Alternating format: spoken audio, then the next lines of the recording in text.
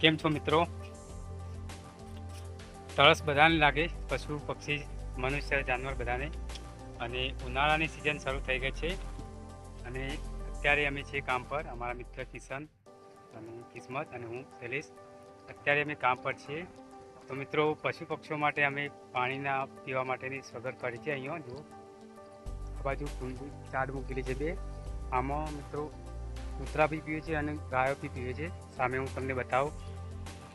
સામે છે મહાદેવજીનું મંદિર મિત્રો, અને આ છે વિજાપુર હાઈવે રોડ, અને આ છે અમારા જે કામ કરે છે દુકાન.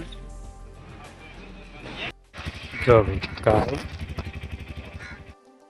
ગાય પાણી પીને ઊભી છે.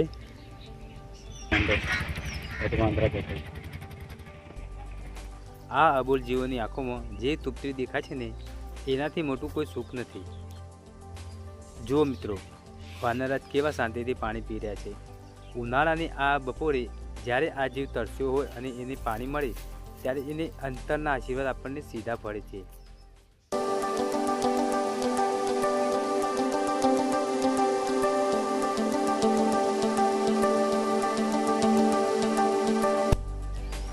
હર હર મહાદેવ મિત્રો. અત્યારે આખરી ગરમી પડી રહી છે. આપણે તો ઘરમાં બેસીએ છીએ, ઠંડુ પાણી પીએ છીએ, પણ આ અબોલ પશુ પક્ષીઓ ક્યાં જાય? એટલે જ આજે મેં વિચાર્યું કે મારા ઓફિસે આ રસ્તા પર જે પશુ પક્ષીઓ ફરતા હોય છે તેમના માટે હું પાણીની સગવડ કરું. તે અમે અહીં કુંડી ભરવાનું નક્કી કર્યું. મિત્રો, જળ એ જ જીવન છે, પાણી એ જ જીવન છે. તો પાણી વગર કશું નથી મિત્રો. દરેકને તરસ લાગે તો આ એક નાનું પુણ્યનું કામ છે. તો કરતા રહેજો, સેવા કરતા રહેજો.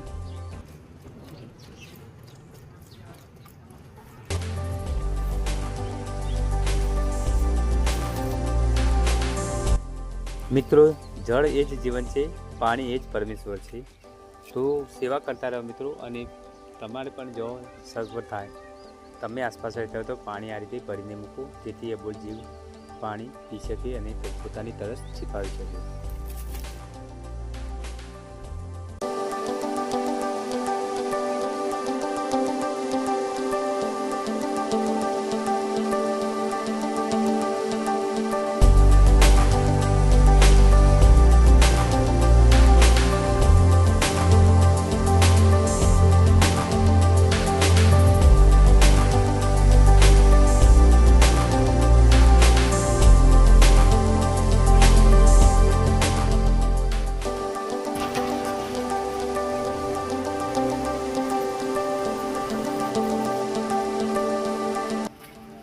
મિત્રો, અમે ઘરે પણ આ રીતે પાણીના કુંડા લાવવાના છે. તો 2-3 તો આપણે ઘરે બનાવે જ છે પક્ષીઓ માટે. હવે કરવા માટે પણ આપણે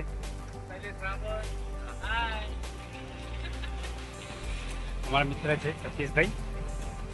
તો મળીએ આગળ. બપોરનો સમય થઈ ગયો છે મિત્રો. તો પાણી ભરીને અંદર આપણે વેડી દઈએ તો સાંજ સુધી ચાલે.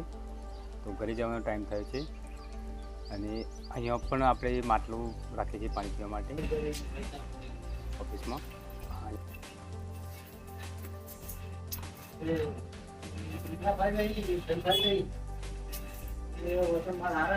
સામે મારા શેઠ બેઠા છે અને બાજુમાં એમના મિત્ર.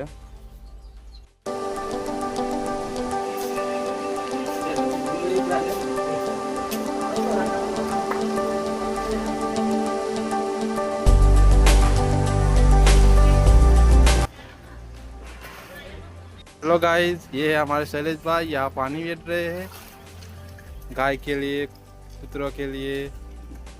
यहाँ के बपोर में सब पीते हैं,